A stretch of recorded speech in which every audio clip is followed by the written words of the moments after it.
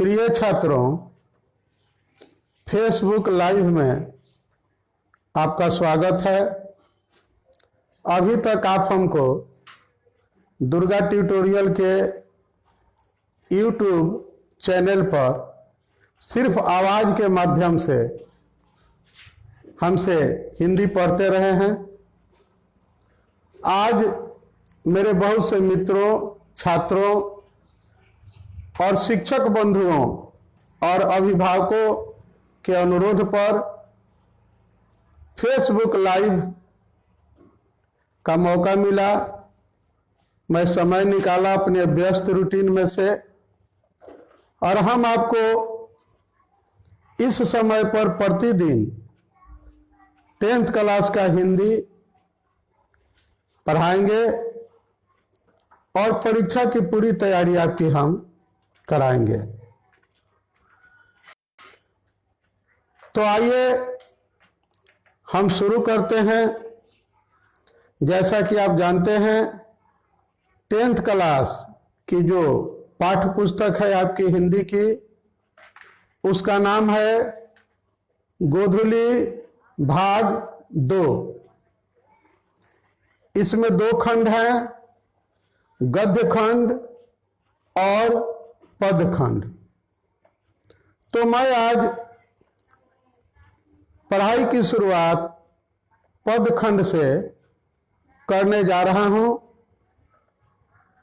जिसमें गुरु नानक देव की 2 प्रमुख रचनाएं शामिल हैं। तो आइए थोड़ा सा हम पहले कवि परिचय प्राप्त करते हैं और उसके बाद कविता का आनंद हम लोग लेंगे। अगर आपको कोई कठिनाई हो तो आप कमेंट के जरिए हमें सूचित करते रहें, मैं आपकी कठिनाई को दूर करूंगा। तो आइए सबसे पहले नानक जी से आपका हम परिचय कराते हैं। तो नानक जी सिख धर्म के प्रवर्तक के रूप में मशहूर हैं। जिस तरह से इस्लाम धर्म में मोहम्मद साहब का अपना स्थान है, ईसाई धर्म में प्रभु यीशु का स्थान है, उस तरह से सिख धर्म में हमारे माननीय नानक देव का भी स्थान है। लेकिन यहाँ पर हम उनका परिचय एक कवि, एक साहित्यकार के रूप में प्राप्त करेंगे। नानक देव जी निर्गुण भक्ति धारा के कवि हैं।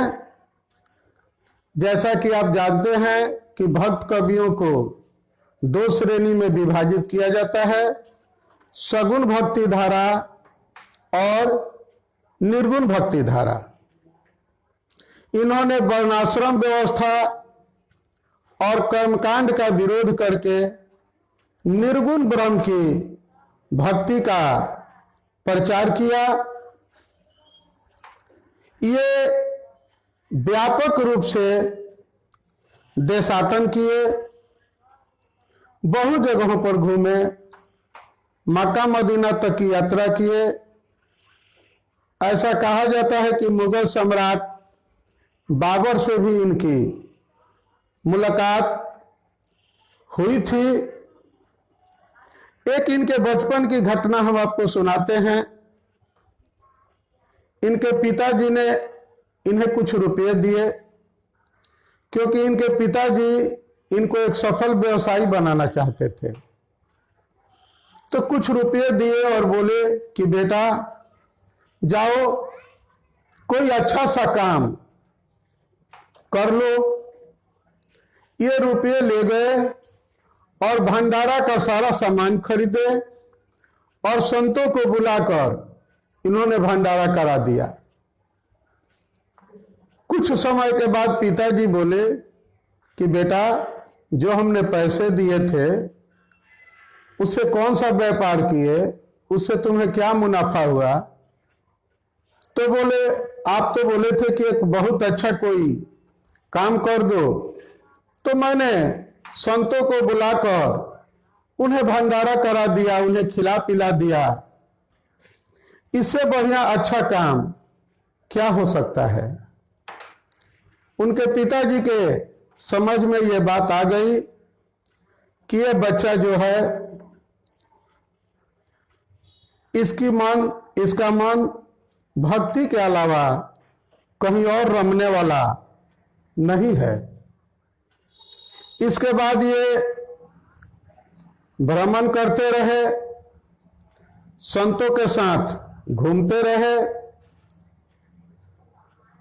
अब आइए कुछ ऐसा पॉइंट, ऐसा बिंदु बताते हैं आपके लिए परीक्षा के ख्याल से काफी महत्वपूर्ण है, और इसी फॉर्मेट में आप अपना अध्ययन जारी रखेंगे, यह मेरा सुझाव है।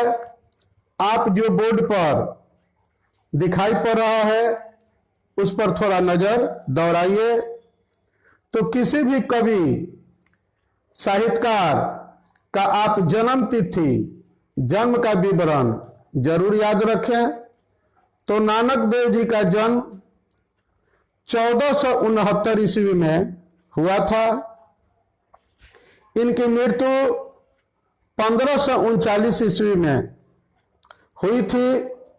इन्होंने वाहे गुरु कहते हुए अपने प्राण त्यागे थे। इनके जन्म स्थान का नाम नानकाना साहब है। वह ग्राम है तलवंडी, जिला लाहौर। अफसोस की बात कि हमारे नानक जी का जन्म स्थान वर्तमान समय में पाकिस्तान में है।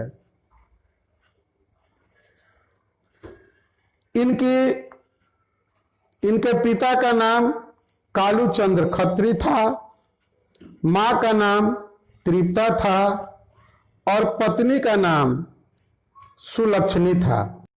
जैसा कि हमने बताया कि इनके पिताजी चाहते थे कि व्यवसाय में लगाएं, लेकिन इनका मन भक्ति की ओर झुक गया।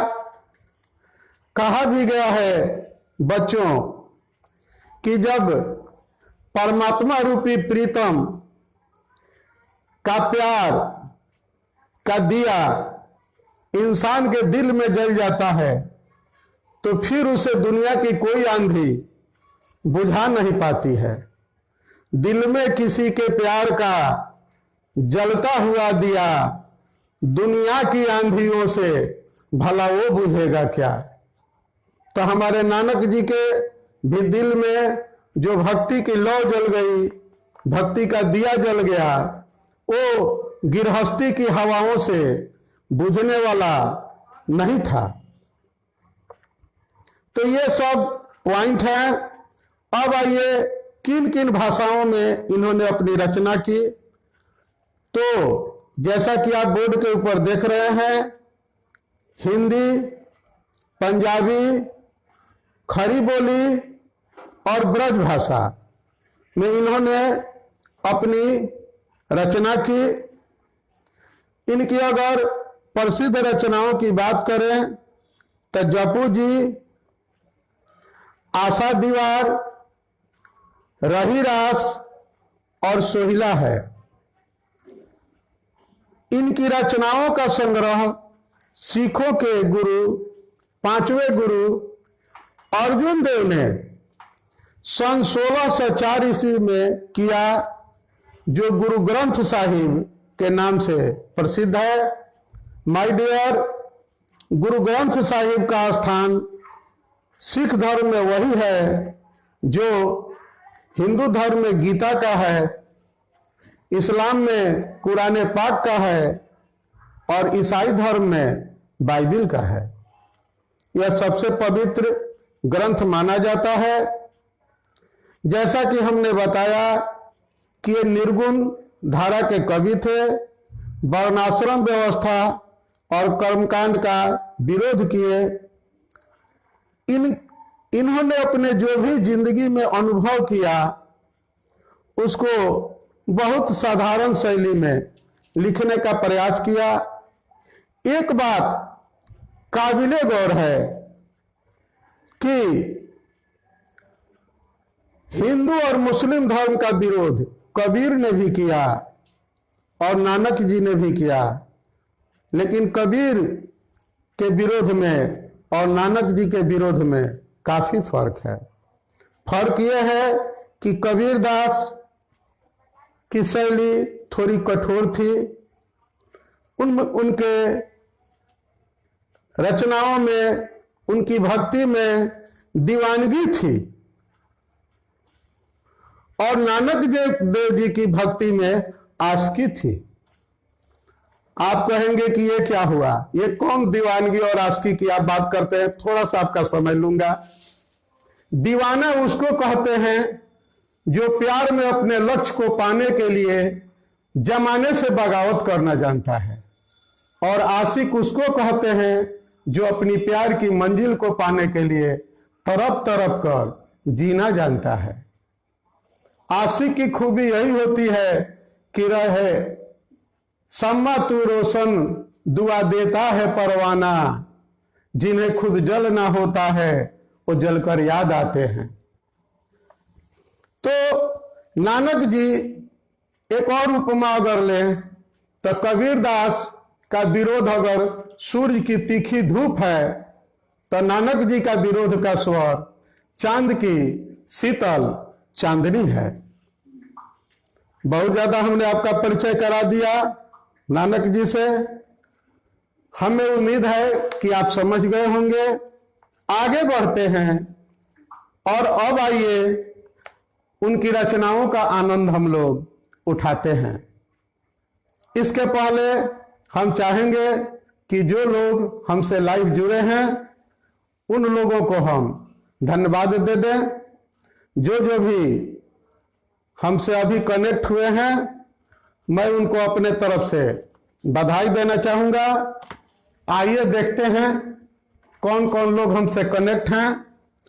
कुमार नीतीश जी, ये 10th क्लास के हैं, क्लास 2 मस्त है जी। ये कह रहे हैं कि क्लास तो मस्त है जी।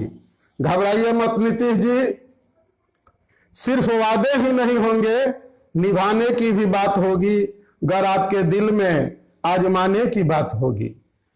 हम इसलिए आए हैं इस फेसबुक के मंच से आपके लिए, ताकि हम आपके लिए वो कर सकें जो आज तक आपके लिए किसी ने न किया हो। मेरा टारगेट है 90+। अगर मुझसे हिंदी पढ़कर 90 नंबर से कम नंबर आ गया 100 में तो समझिए कि मेरा पढ़ाना बेकार है और आपका पढ़ना बेकार है। अलबेला जी भी जुड़े हैं, क्लास कैसा है। इसके बाद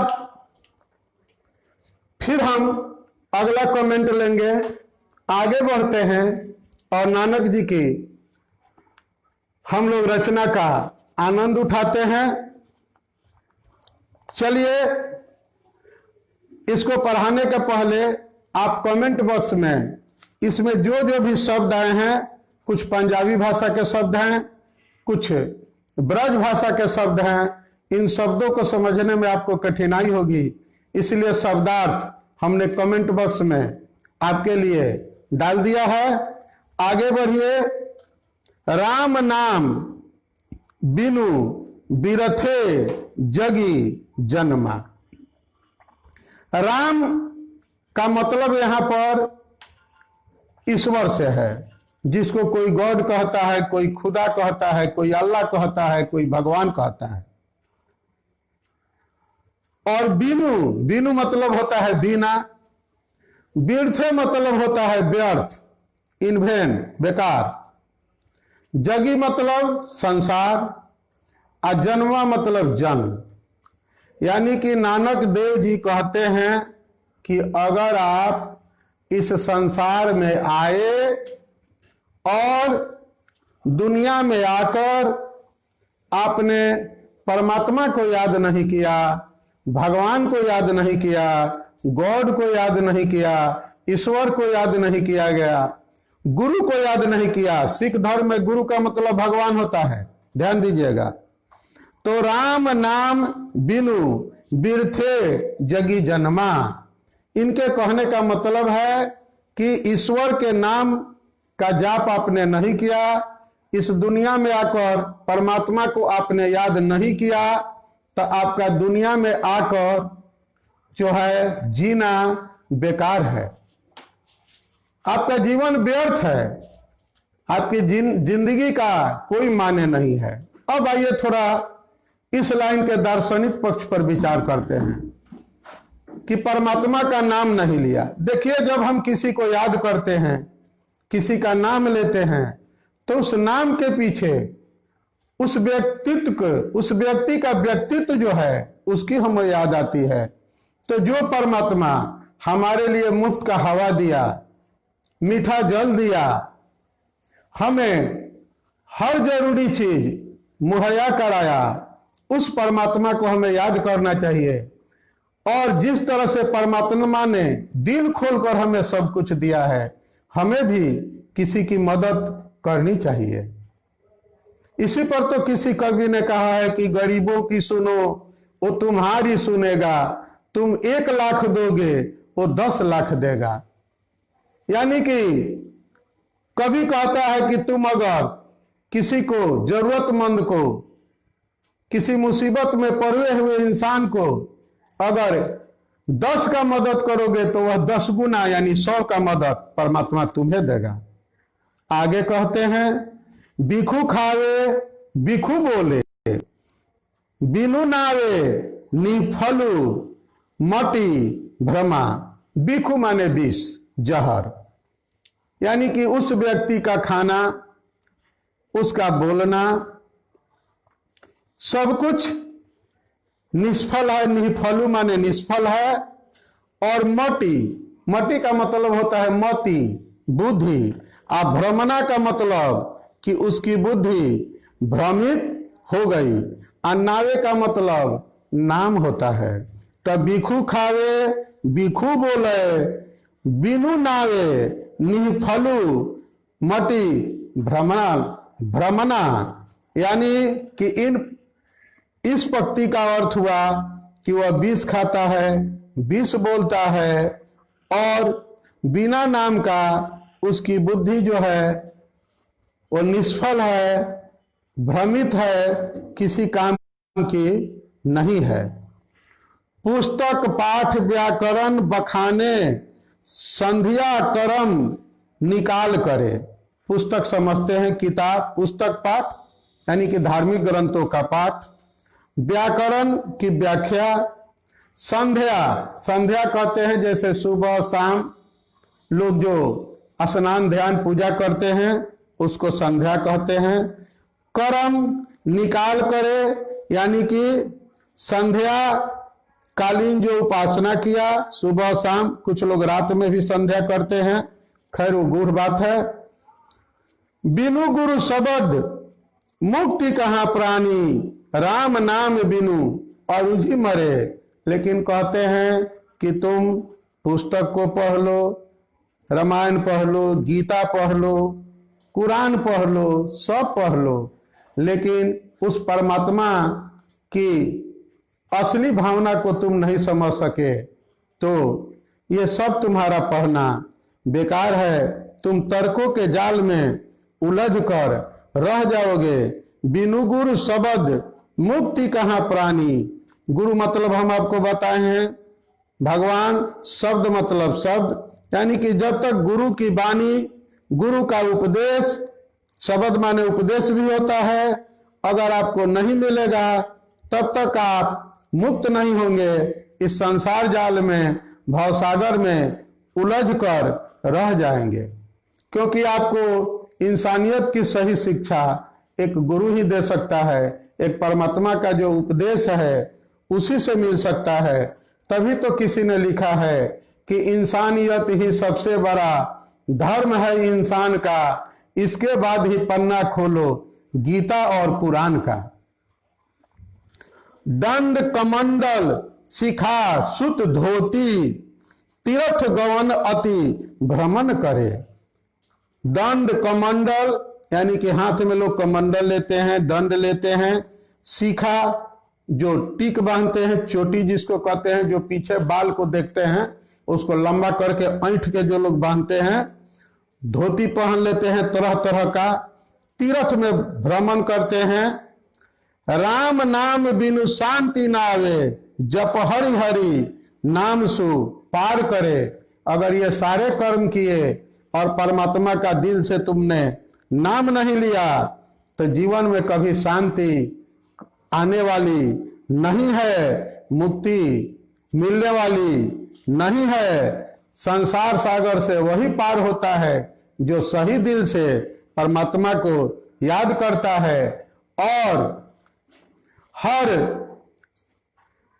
दिल में खुदा बसता है, हर दिल में परमात्मा का निवास है। गीता में भी कहा गया है कि ईश्वर सर्वभूतानाम, सभी जीवों में परमात्मा का निवास है।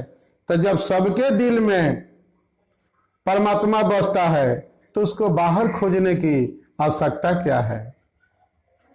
तेरा रब तुझ में दिखता है, तू समझ न पाए तो हम क्या कहें।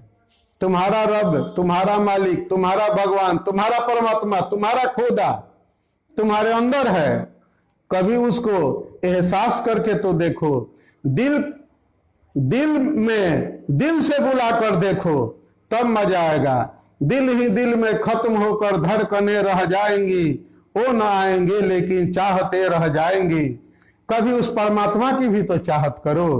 तो तुम्हें चाहत तो दुनिया की, संसार की होती है, उन चीजों की होती है जो एक दिन समाप्त हो जाने वाला है। उस परमात्मा के गुणों की याद कभी आएगी तो निश्चित रूप से मुक्ति मिल जाएगी। जटा मुकुट तन भस्म लगाई, बसन छोड़ी तन नगन भया। कहते हैं कि लंबा लंबा जटा बढ़ा लिए, मुकुट लगा लिए, शरीर पर भस्म यानी राख लपेट लिए। राख कहेंगे, हो सकता है किन्हीं को आपत्ति हो, भस्म कहेंगे, पवित्र राख भस्म है। कपड़ा त्याग दिए, कुछ लोग कपड़ा को त्याग देते हैं तो कहना नहीं चाहिए, कोई इसको गलत ना समझे, ये मेरा विचार नहीं है, नानक देव का विचार है। अगर कपड़ा उतार देने से किसी को भगवान मिल जाने वाले होते तो सबसे पहले उन लोगों को मिलते जिनको कपड़ा नसीब नहीं है, लेकिन भगवान उनको नहीं मिलता है। अगर जंगल में जाने से परमात्मा मिल जाता तो सबसे पहले जंगली जानवरों को मिलता। अगर भूखे रहने से तो सबसे पहले परमात्मा मिल जाते। ये नानक जी इन सब के माध्यम से ये कहना चाहते हैं, जेते जिया जंत जल थल महियल, जत तत्र तू सर्व जिया। ये कहते हैं कि जल में, थल में जितने जीव हैं वहां आप भ्रमण करके सब जगह जिए। गुरु प्रसाद राख ले जन कोई, हरिरस नानक झोली पिया। कहते हैं लेकिन गुरु का प्रसाद, गुरु का आशीर्वाद, गुरु की कृपा और उस गुरु यानी कि भगवान के नाम का रस जो है वो भर भर झोली नानक जी पिए और उनकी आत्मा तृप्त हो गई। अब हम फिर से एक बार जो लाइव हैं उनको धन्यवाद देते हैं और आगे बढ़ते हैं। अगली कविता है, जो नर दुख में दुख नहीं माने। ये बहुत अच्छी रचना है। आइए थोड़ा सा पहले लाइन का आनंद लेते हैं। जो नर दुख में दुख नहीं माने, यानी कि जीवन में सुख और दुख दोनों मिलते हैं। लेकिन जो व्यक्ति सुख और दुख दोनों में समान भाव से रहता है वही सही इंसान है। आज अगर दुख है तो कल सुख भी मिलेगा। दुख के अंदर सुख की ज्योति, दुख ही सुख का ज्ञान, दर्द सहकर जन्म लेता हर कोई इंसान। सुख सने और भय नहीं जाके कंचन माटी जाने। ये कहते हैं कि जिसको न कोई भय है, न किसी से प्रेम है, न किसी से घृणा है, दोनों में समान रूप से है, समत्व रूप से है, और किसी के कंचन यानी सोना को भी वह माटी समझकर उसका लालच नहीं करता है। नहीं निंदा, नहीं अस्तुति जाके, न किसी उसको न किसी के निंदा की परवाह है और न किसी के प्रशंसा की परवाह है। कोई निंदा करे तो भी खुश, कोई प्रशंसा करे तो भी खुश। और मान अपमान से जो व्यक्ति ऊपर उठ गया है, जो आशा और निराशा दोनों में एक जैसा है, काम क्रोध जिससे दूर हो चुके हैं, उसी में परमात्मा का निवास होता है। गुरु कृपा जहि नर पे किन्ही, तीन यह जुगती पिछानी। लेकिन इतनी बड़ी क्षमता कि सुख दुख, राग द्वेष, लोभ मोह से कोई ऊपर उठ जाए, जब तक ईश्वर की कृपा नहीं होगी, परमात्मा की कृपा से जुक्ति माने कहते हैं तरकीब नहीं मिलेगी, तब तक किसी को ये चीज मिलने वाली नहीं है। नानक जी कहते हैं कि जिस तरह से पानी में मिलकर पानी बन जाता है, उसी तरह से जीव परमात्मा में मिलकर परमात्मा में विलीन हो जाता है। अब आपको क्वेश्चन आंसर मैं इस पाठ से जो भी हैं उसको समझाऊंगा।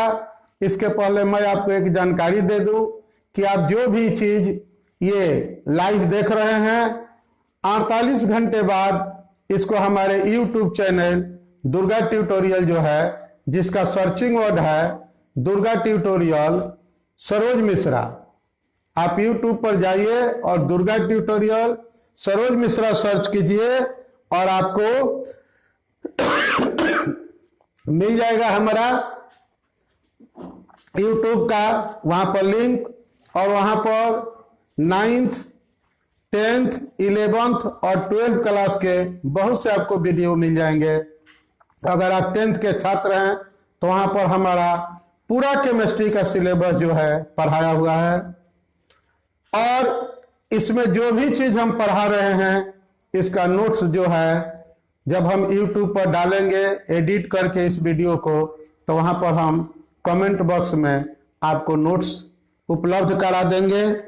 आइए और हम कुछ प्रश्नों की चर्चा करते हैं। एक बात आपको समझा दें कि नए पैटर्न के अनुसार अब आपको हिंदी में केवल शॉर्ट क्वेश्चन आते हैं, लॉन्ग क्वेश्चन जो है परीक्षा में आपसे नहीं पूछा जाता है, और एक कोई व्याख्या पूछी जाती है। तो मैं उस तरह के प्रश्नों से आपको अवगत कराता हूं। इसका लिखित रूप हमारे YouTube चैनल पर आपको उपलब्ध हो जाएगा, वहां नोट्स आपको मिल जाएगा, और इस वीडियो को आप फिर से वहां पर इस लाइव को वीडियो के रूप में आप हमारे दुर्गा ट्यूटोरियल के YouTube चैनल पर देख पाएंगे। आइए पहले प्रश्न पर विचार करते हैं। कवि किसके बिना जगत में यह जन्म व्यर्थ मानता है? तो कवि राम नाम के बिना, कवि राम नाम के बिना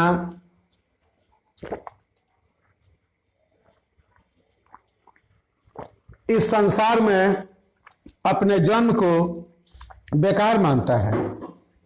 कवि के अनुसार पुस्तक, पाठ और व्याकरण का ज्ञान रखने से, उसका बखान करने से या कर्मकांड में लगे रहने से जीवन सार्थक नहीं होता है, क्योंकि परमात्मा के नाम के स्मरण के बिना सब कुछ बेकार है। वाणी कब विष के समान हो जाती है। तो जब हम राम नाम को भूल ग्रंथ ज्ञान और कर्मकांड के अहंकार में चूर और भ्रमित हो जाते हैं तो हमारी वाणी जो है वह विष के समान हो जाती है। नाम कीर्तन के आगे कवि किन कर्मों की व्यर्थता सिद्ध करता है? तो कवि के अनुसार नाम कीर्तन के आगे पोथी पाठ का बखान, शाम सवेरे की पूजा उपासना सब व्यर्थ है। जटाजूट और जनेऊ धारण कर तीर्थाटन करने से कोई लाभ होने वाला नहीं है, क्योंकि ईश्वर की प्राप्ति तो उनके नाम स्मरण और गुरु कृपा से ही संभव है। हरि रस से कवि का अभिप्राय क्या है? तो हरि रस से कवि का अभिप्राय है ईश्वर प्राप्ति का आनंद गुरु कृपा से जिसे ईश्वर के सच्चे स्वरूप का बोध होता है, उसे एक अनिर्वचनीय आनंद की अनुभूति होती है और वैसा व्यक्ति सुख दुख में समान यानी कि समरस हो जाता है। कवि की दृष्टि में ब्रह्म का निवास कहाँ है? तो कवि की दृष्टि में ब्रह्म का निवास उस व्यक्ति के हृदय में है जो सुख दुख, मान अपमान और काम क्रोध से उदासीन होकर हरि स्मरण में लीन रहता है। गुरु की कृपा से किस युक्ति की पहचान हो पाती है? तो गुरु कृपा से व्यक्ति को इस युक्ति की पहचान हो जाती है कि ईश्वर से एकाकार होने के लिए सुख दुख, मान अपमान, काम क्रोध आदि से उदासीन होना पड़ता है। अब व्याख्यात्मक पंक्ति जो है, आपको मैं एक पंक्ति की चर्चा कर देता हूं और दो पंक्तियों की व्याख्या जो है हम आपको उपलब्ध करा देंगे अपने YouTube चैनल पर नोट्स के रूप में।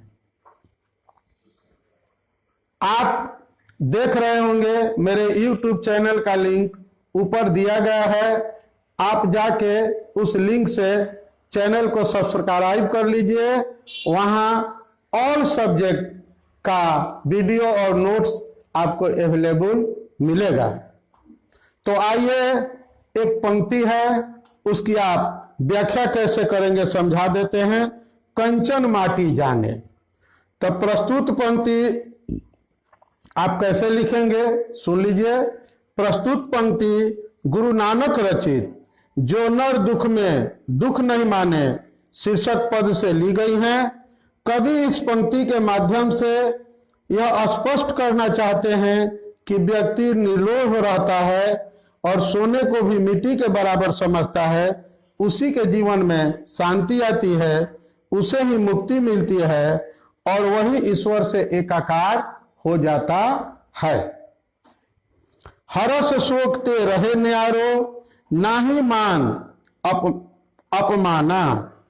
तो गुरु नानक रचित जो नर दुख में दुख नहीं माने पद से यह अंश लिया गया है। जो व्यक्ति हर्ष शोक और मान अपमान से परे रहता है, ईश्वर उसी के हृदय में निवास करते हैं।